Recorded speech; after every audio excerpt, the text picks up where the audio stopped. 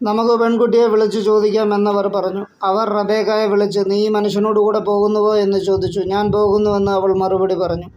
അവർ അവരുടെ സഹോദരി റബേക്കായെയും അവളുടെ തോഴിയെയും അബ്രാഹത്തിന്റെ ഭൃത്യനോടും അവന്റെ ആൾക്കാരോടും കൂടെ പറഞ്ഞയച്ചു. അവർ അവളെ ആശീർവദിച്ചു പറഞ്ഞു, നീ ഞങ്ങളുടെ സഹോദരിയാണ്. നീ ആയിരങ്ങളുടെയും പതിനായിരങ്ങളുടെയും അമ്മയായി തീരുക. തങ്ങളുടെ വെറുക്കുന്നവരുടെ വാതിലുകൾ നിന്റെ സന്തതികൾ പിടിച്ചെടുക്കട്ടെ. റബേക്കായും തോഴിമാരും ഒട്ടകപ്പുറത്ത് കയറി അവനെ അനുഗമിച്ചു.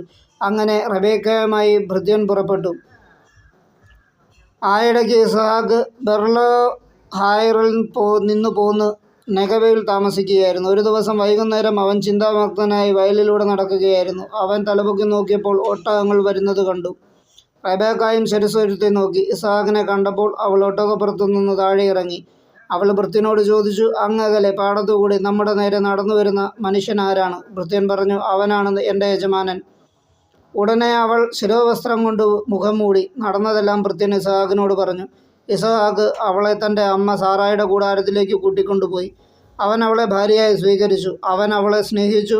അങ്ങനെ അമ്മയുടെ വേർപാടിൽ ദുഃഖിച്ചിരുന്ന അവന് ആശ്വാസം ലഭിച്ചു.